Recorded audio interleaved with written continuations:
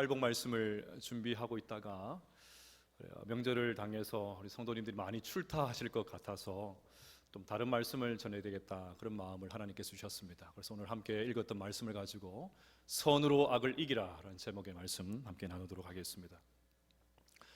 여러분, 한국 불교계에서 아주 유명한 형각 스님을 아십니까?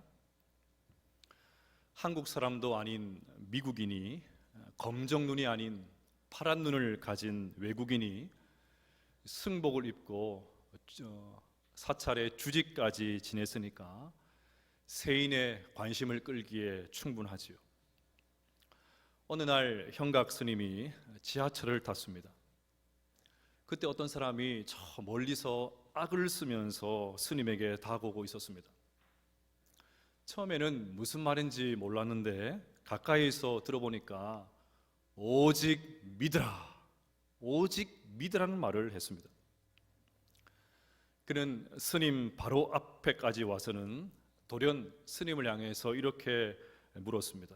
왜 안 믿느냐고, 왜 안 믿느냐고 소리를 쳤습니다. 형각 스님이 어떻게 대답했는지 아십니까? 너 때문에 안 믿어, 그렇게 대답을 했습니다. 너 때문에, 한번 깊이 생각해야 될 말입니다.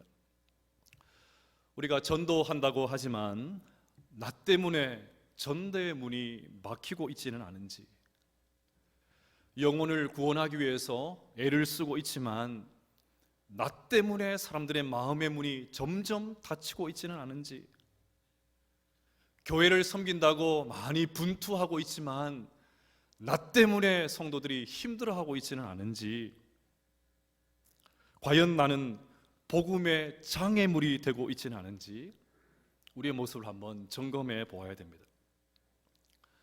한 동네에 과일을 파는 분이 계셨습니다.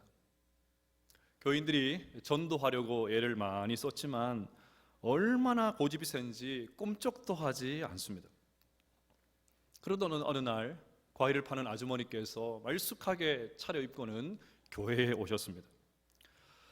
교인들이 너무나도 놀라서 어떻게 교회에 오게 되는지 물었습니다. 그러자 가게 아주머니가 이렇게 대답을 했습니다. 우리 가게에 일주일에 3번 들르는 신사분이 있는데 그분은 늘 덜 싱싱하고 흠집난 사과만 골라 가십니다. 미안해서 몇 개 더 드릴라 손치면 손사래를 치시면서 당장 먹을 것이니 괜찮습니다 그러십니다. 대신 다른 손님들에게 싱싱한 사과를 주세요 하셨지요. 그러던 어느 날 그분이 예수님을 믿으라 하셨습니다. 그런 분이 믿는 예수님은 분명 좋은 분이라 생각되더군요. 그래서 교회에 오게 되었습니다. 그런 분이 믿는 예수님, 이 말도 한번 곰곰이 생각해 봐야 될 말 아니겠습니까? 신앙생활은 1차적으로 하나님과의 관계입니다. 수직적인 관계입니다. 이것이 우선이고 제일 중요합니다. 하지만 신앙생활은 이것으로 끝이 나면 안 됩니다. 이웃과의 관계, 즉 수평적인 관계가 있습니다. 우리는 하나님과의 관계만 중요하다고 생각하지만 그렇지 않습니다. 사람들과의 수평적인 관계도 중요합니다. 그래서 이 강대상 앞에 있는 십자가를 보십시오. 수직적인 하나님과의 관계와 수평적인 이웃과의 관계가 교차하는 것이 십자가입니다. 십자가 안에 기독교 신앙의 핵심이 다 들어 있습니다. 따라서 우리는 하나님과의 관계만이 아니라 이웃과의 관계도 잘 맺어야 됩니다. 더욱이 우리는 이 땅에서 혼자 살 수가 없습니다. 항상 주변 사람들과 어울려서 살아야 됩니다. 지금 이 사람이 나에게 무슨 유익이 있을까 싶지만 언제 그 사람의 도움을 받게 될지 모릅니다. 그래서 지혜로운 사람은 다시는 안 볼 것처럼 말하고 행동하지 않습니다. 최선을 다해서 예의를 지키고 할 수 있는 대로 모든 사람들과 좋은 관계를 유지하기 위해서 노력을 합니다. 그래서 18절에 이렇게 말씀하고 있습니다. 할 수 있거든 너희로서는 모든 사람과 더불어 화목하라. 가급적이면, 할 수만 있다면 최선을 다해서 어떤 사람도 적으로 만들지 말라는 말입니다. 그런데 관계를 맺는 것이 중요하다는 것을 알지만 이것만큼 힘든 것도 없습니다. 나를 반기는 사람이 있습니다. 좋아해 주는 사람이 있습니다. 나에게 잘해주는 사람이 있습니다. 이런 사람들과 관계 맺는 거 누가 못하겠습니까? 문제는 나를 싫어하는 사람이 있습니다. 괴롭히는 사람이 있습니다. 오늘 말씀 19절과 20절에 나오는 것처럼 진짜 원수 같은 사람, 이럴 때는 그냥 원수라 하면 안 되죠. 왼수 같은 사람, 그런 사람들이 있습니다. 악의를 품고 음모를 꾸미고 남을 해롭게 하는 것을 사명으로 알고 있는 사람들도 있습니다. 같은 말을 해도 어떻게 그렇게 못되게 하는지 모릅니다. 이런 방면으로는 머리가 너무 비상합니다. 아주 탁월합니다. 그러니 쳐다보기도 싫은 이런 사람들과 어떻게 좋은 관계를 맺을 수 있겠습니까? 어떤 분들은 뭐 그런 사람들까지 신경 쓰냐, 그 골치 아픈 사람들 그냥 무시하고 투명 인간 취급하고 그냥 마음 편하게 살아라, 그렇게 말합니다. 실제로 그렇게 사는 분들도 있죠. 세상 사람들은 그렇게 살아도 되지만 우리 그리스도인들은 절대로 그렇게 살아서는 안 됩니다. 설령 그 사람 때문에 너무너무 고통스러울지라도 그 사람과 좋은 관계를 맺기 위해서 노력을 해야 됩니다. 왜요? 그것이 하나님의 말씀이고 그것이 하나님의 뜻이고 거기에 십자가의 정신이 다 들어있기 때문입니다. 그래서 오늘 21절은 또 이렇게 말씀합니다. 악에게 지지 말고 선으로 악을 이기라. 무슨 말입니까?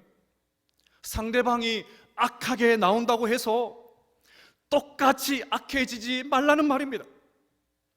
똑같이 악하게 그렇게 맞받아치는 것이 아니라 오히려 선으로 악을 이기는 사람, 그 사람이 바로 그리스도인이라, 그렇게 말하고 있습니다.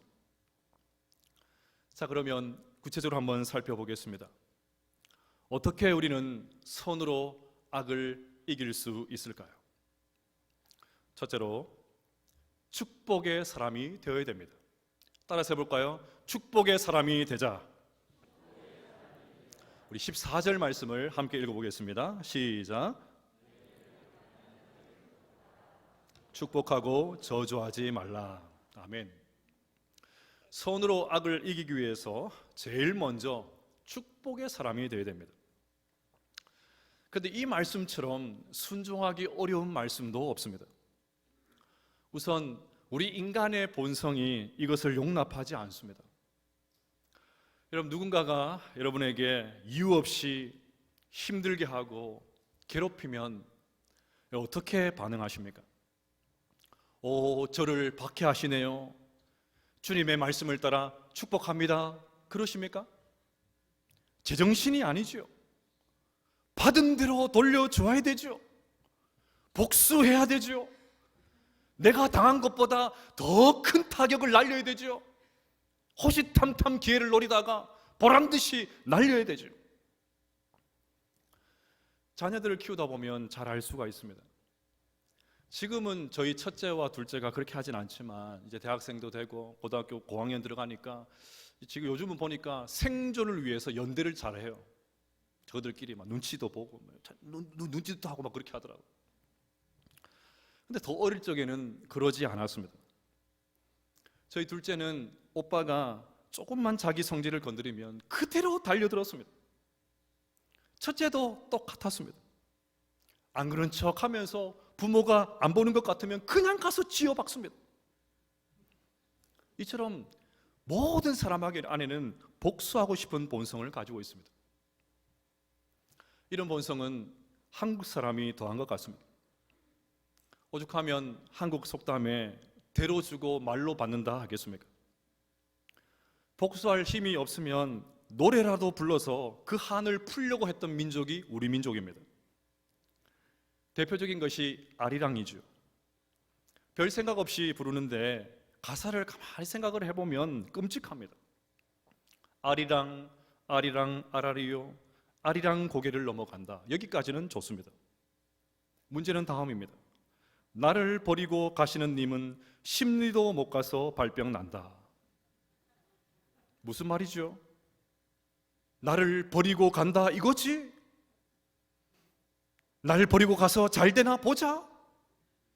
발이 삐어서 깁스를 하든지, 날 버리고 가는 그 발 어디 멀쩡하나 보자? 절대로 못 간다 이놈아, 이거 아닙니까? 그러니 아무리 잘 불러도 이 아리랑은 일종의 저주십니다. 이런 본성을 가진 우리가 우리를 박해하는 사람들을 위해서 축복하라고요? 아니, 축복은커녕 그냥 참고 기다리기만 해도, 아무런 말도 하지 않고 대응하기만 해도 잘하는 것 아니겠습니까? 더욱이 오늘 본문에서 말하는 박해는 고의적으로 주는 고통을 의미합니다. 나를 넘어뜨리려고 작정하고 달려듭니다. 의도적으로 나를 괴롭힙니다. 미운 말만 골라서예요. 힘 빠지는 말만 아주 골라서 적재조서에서 탁탁 던지는 그런 사람을 의미합니다. 아니, 실수도 아니고 작정하고 달려드는 사람을 어떻게 축복할 수 있다는 말입니까? 그런데 오늘 말씀은 그런 사람을 저주하지 말고 축복하라고 합니다. 이유가 무엇일까요? 우리 말에 엄청난 위력이 있기 때문입니다. 민수기 14장을 보면 애굽을 떠난 이스라엘 백성들이 광야 생활이 너무 고달프고 어렵자 하나님을 원망하기 시작을 합니다.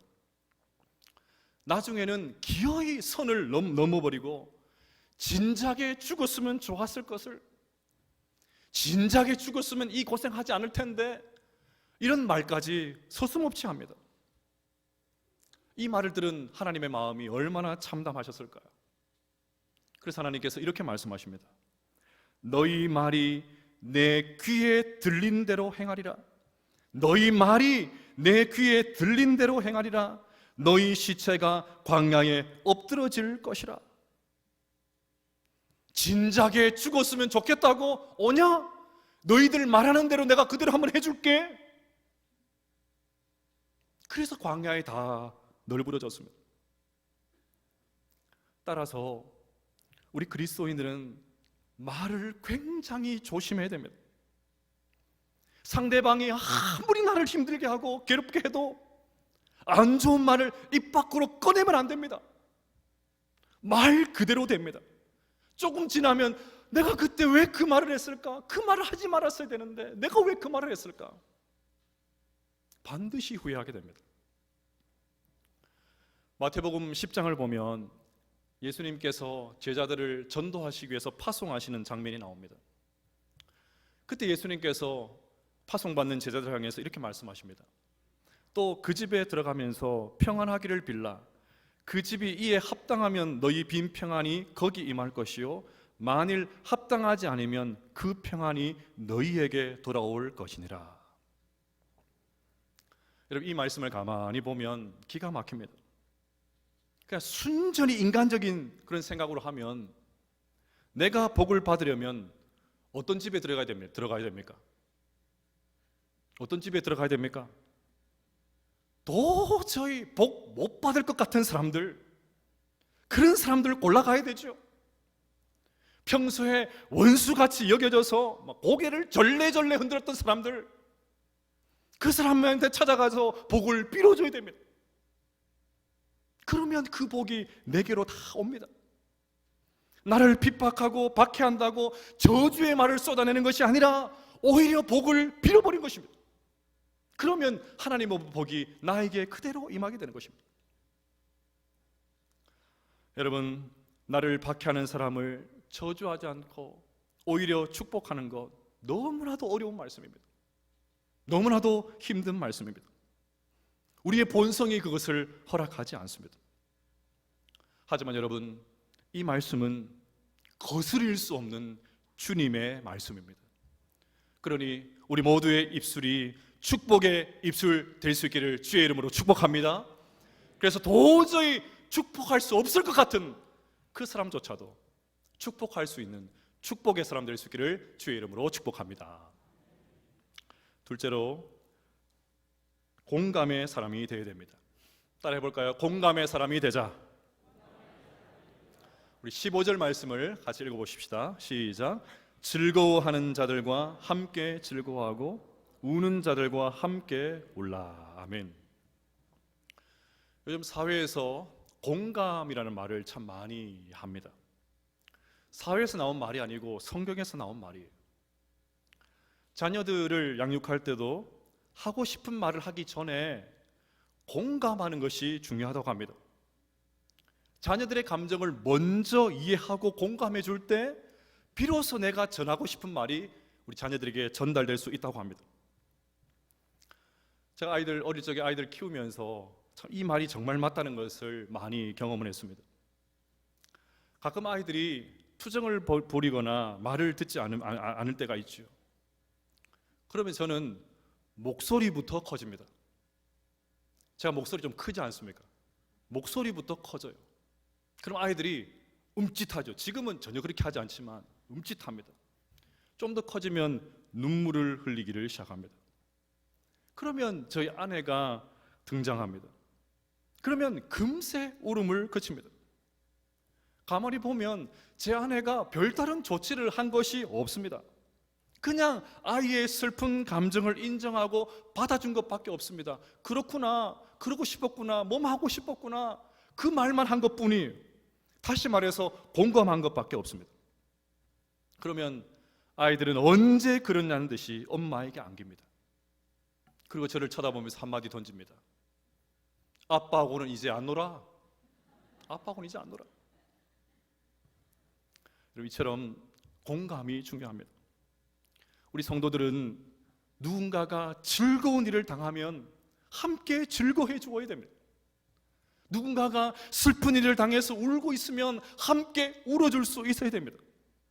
그런데 가끔 보면 다 웃고 있는데 혼자 안 웃고 있는 사람들이 있어요. 분명히 웃어야 될 상황인데 그 타이밍인데 아주 근엄합니다. 다 박수를 치는데 혼자 팔짱을 끼고 있어요. 이런 사람 재미없습니다. 공감지수 제로예요. 여러분, 이런 사람들 보십시오. 주변에 사람들 아무도 없어요. 그런데 여러분, 하나 물어보겠습니다. 즐거워하는 사람들과 함께 즐거워하는 것이 쉽습니까? 우는 자들과 함께 울어주는 것이 쉽습니까? 어떤 게 더 쉬우세요? 사람들마다 좀 상황들 다 다르겠지만 우는 자들과 함께 울어주는 것이 쉽습니다. 평소에 내가 잘 지내는 분, 아주 가깝게 지내는 분이 슬픈 일을 당하면 마치 내가 그런 일을 당한 것처럼 얼마든지 울어줄 수 있습니다. 특히나 오늘 본문에 나오는 것 같이 고의적으로 나를 힘들게 하고 괴롭히는 사람에게 울어줄 일이 생기면 얼마든지 우리도 울어줄 수 있어요. 조금 더 심하게 말하면 겉으로는 울고 있지만 속으로는 잘됐다, 내 그럴 줄 알았지, 하나님 살아계시네, 할렐루야, 경상도 사투리로 꽃이다, 박수를 칠 수 있습니다. 겉으로는 울어줄 수 있는데 속으로는 다른 생각을 얼마든지 할 수 있어요. 문제는 즐거워하는 사람과 함께 즐거워하는 것입니다. 특히나 나를 넘어뜨리려고 작정하고 나쁜 말을 하고 중상모략을 하고 온갖 나쁜 행동을 하는 사람들에게 축하할 일이 생기는 것 자체가 비극이에요. 그 꼴 못 봅니다. 어떻게 저런 인간에게 니 저렇게 복을 받을 수 있나? 어떻게 저런 사람에게 하나님께서 저런 복을 주실 수 있나? 이것이 솔직한 우리의 심정입니다. 나를 괴롭히는 사람이 잘 되는데 어떻게 박수를 칠 수 있습니까? 사촌이 땅을 사도 배가 아픈데 못된 저 사람이 저렇게 일이 잘 풀리는데 어떻게 함께 즐거워해 줄 수가 있습니까?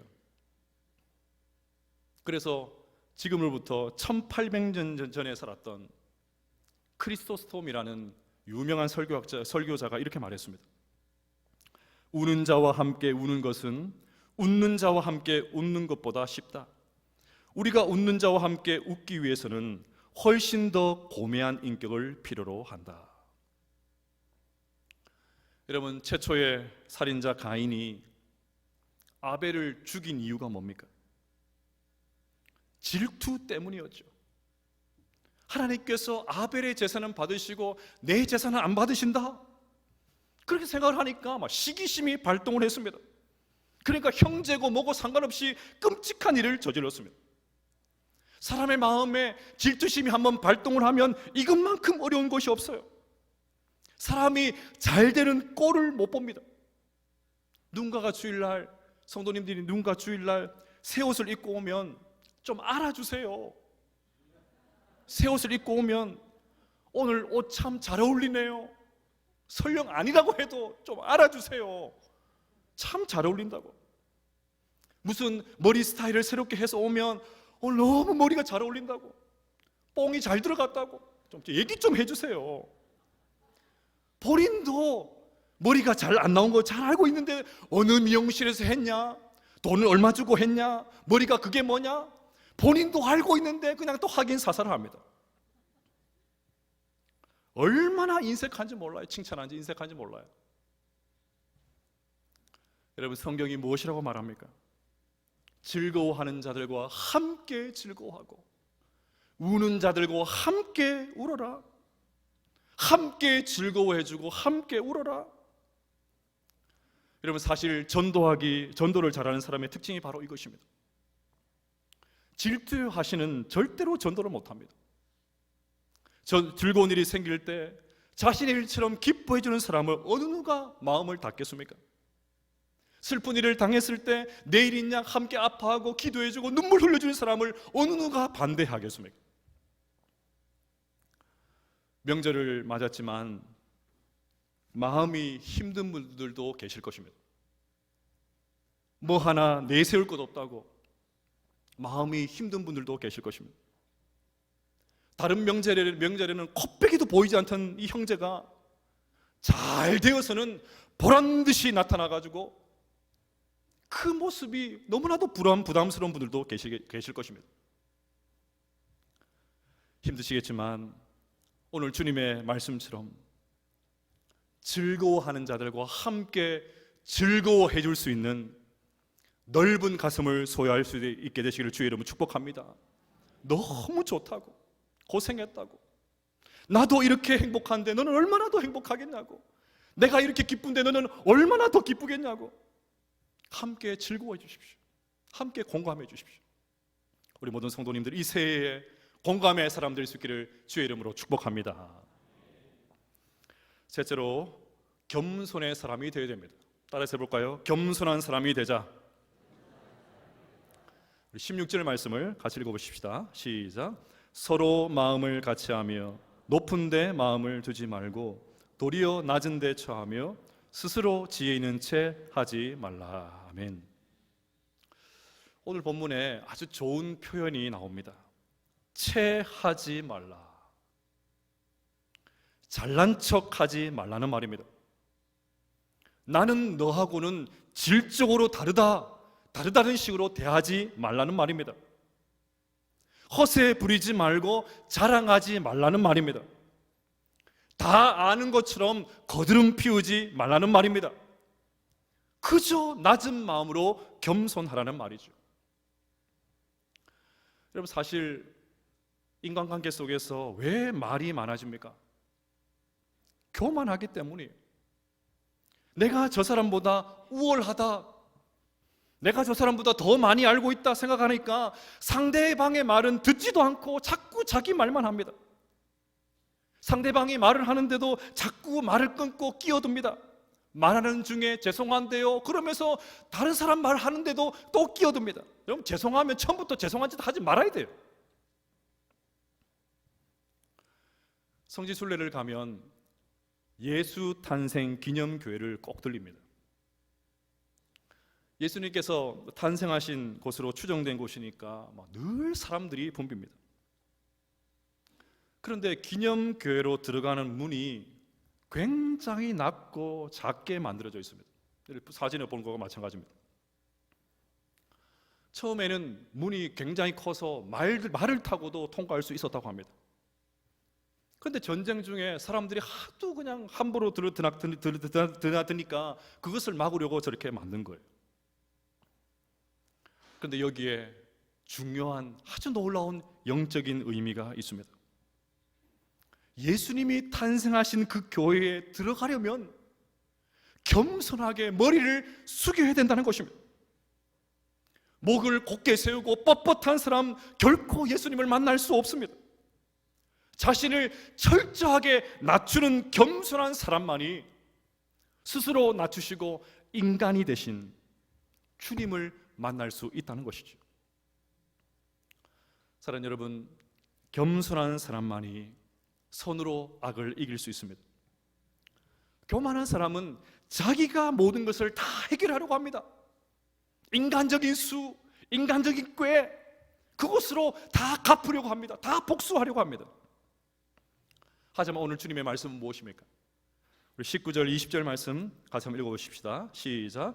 내 사랑하는 자들아, 너희가 친히 원수를 갚지 말고 하나님의 진노하심에 맡기라. 기록되었으되 원수 갚는 것이 내게 있으니 내가 갚으리라고 주께서 말씀하시니라. 내 원수가 줄이거든 먹이고 목마르거든 마시게 하라. 그리함으로 내가 숯불을 그 머리에 쌓아 놓으리라. 아멘. 아멘. 무슨 말이죠? 악역은 하나님께서 하시겠다는 것입니다. 복수는 하나님께 맡기라는 것입니다. 그러니 내가 복수하겠다는 그 교만한 생각 내려놓고 겸손하게 하나님 앞에 다 맡기라는 것입니다.